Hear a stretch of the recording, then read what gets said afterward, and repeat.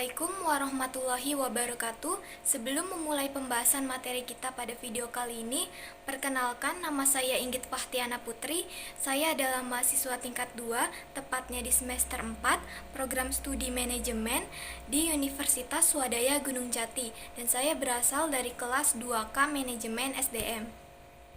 Video ini ditujukan kepada mahasiswa ataupun pelajar yang ingin mempelajari atau sedang membahas materi tentang pembelajaran berbasis kompetensi.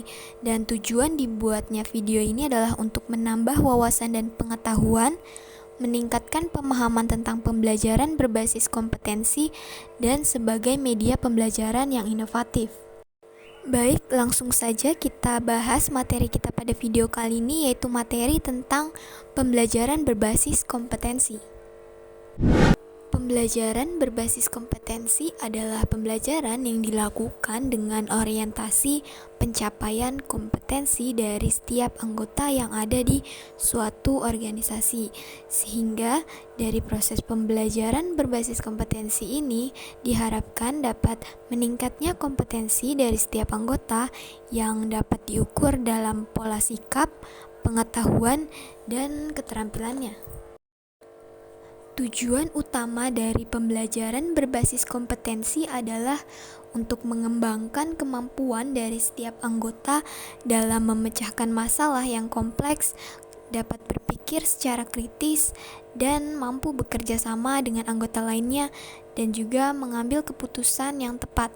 Pembelajaran berbasis kompetensi juga menekankan pada pengembangan keterampilan sosial dan emosional serta peningkatan kemampuan anggota dalam mengaplikasikan pengetahuan dan keterampilan dalam kehidupan sehari-hari. Pembelajaran berbasis kompetensi dapat dilakukan dengan pemberian pendidikan dan pelatihan kepada para anggota, yang mana setelah proses pendidikan dan pelatihan diharapkan para anggota memiliki kompetensi yang diharapkan, yang mana hasil dari atau kompetensi yang dimiliki nantinya akan berdampak pada kinerja atau unjuk kerja yang baik dalam bidang kehidupan atau pekerjaan. Kinerja yang baik dapat dicapai berkat kemampuan menerapkan pengetahuan, keterampilan, dan sikap perilaku. Dalam pembelajaran berbasis kompetensi, terdapat kurikulum berbasis kompetensi, yang mana kurikulum ini adalah kurikulum yang ditunjukkan untuk menciptakan tamatan yang kompeten dan cerdas dalam membangun identitas budaya dan bangsanya.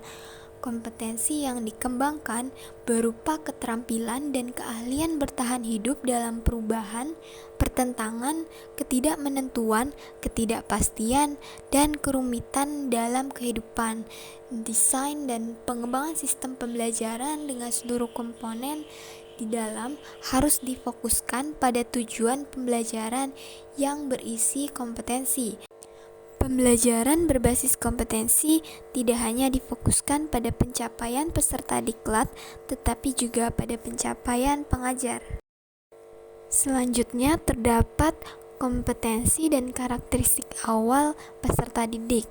Yang pertama itu ada pihak pertama, yang mana pihak pertama adalah pihak yang paling berkepentingan dalam hasil pembelajaran di masa depan. Mereka adalah pihak yang perlu dibantu penyelenggara diklat untuk membangun cita-citanya atau peserta didik. Kemudian pihak kedua adalah penyelenggara diklat, di dalamnya termasuk pengajar dan pengelola satuan pendidikan. Kemudian pihak ketiga yaitu pengguna lulusan. Mereka adalah yang berkepentingan untuk mendapatkan lulusan sesuai kebutuhan lapangan kerja. Selanjutnya terdapat hubungan kompetensi dan strategi pembelajaran. Pendesain pembelajaran diharapkan dapat melaksanakan kegiatannya secara bertahap, yaitu pertama, menentukan tahapan dan langkah kegiatan pembelajaran dengan urutan isi yang diarahkan pada pencapaian kompetensi. Demikian pula pada saat menentukan metode, media, alat, dan alokasi waktu harus mempertimbangkan kesesuaian unsur dalam strategi instruksional dengan kompetensi dalam tujuan pembelajaran.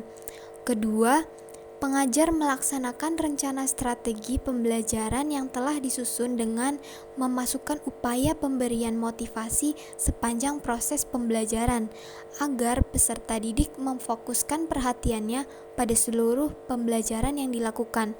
Upaya pemberian motivasi dapat berupa pemberian pujian, penguatan, pemberian latihan yang relevan, dan menanamkan keyakinan kepada peserta didik bahwa ia secara bertahap akan berhasil mencapai kompetensi yang ada pada tujuan pembelajaran.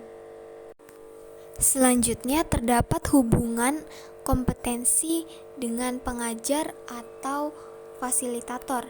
Yang pertama, fasilitator perlu menguasai bahan pembelajaran dengan baik atau sangat baik. Dengan penguasaan bahan pembelajaran yang baik, ia akan mampu tampil meyakinkan pada saat mempresentasikan isi bahan atau saat menjawab pertanyaan peserta didik. Yang kedua, fasilitator perlu terampil merancang dan melaksanakan strategi pembelajaran meliputi tahapan pembelajaran yang runtut saat menyajikan isi pembelajaran, menggunakan berbagai metode, media, dan alat, mampu mengelola waktu secara efisien, dan mampu memberikan motivasi penguatan dan penghargaan sepanjang proses pembelajaran. Selanjutnya, yang ketiga adalah fasilitator perlu mampu menggunakan sumber belajar yang tersedia di perpustakaan, peralatan laboratorium, ruang pembelajaran, dan mampu menciptakan sendiri sumber pembelajaran jika sumber belajar ideal tidak tersedia. Kemudian yang keempat, fasilitator mampu merancang dan menggunakan alat pengukuran yang baik sesuai kompetensi dalam tujuan pembelajaran. Alat pengukuran yang baik dilihat dari validitas, reliabilitas, dan kepraktisan penggunaannya. Dan yang kelima, fasilitator mampu memperoleh dukungan tenaga kependidikan dan pengelola satuan pendidikan di tempat kerja. Dukungan tenaga kependidikan berupa penyediaan ruang pembelajaran dan peralatan yang tersedia dari pimpinan satuan pendidikan, mendapat keleluasaan berkreasi dan berinovasi dalam melaksanakan pembelajaran. Baik, itu saja yang dapat kita bahas pada pembelajaran kali ini.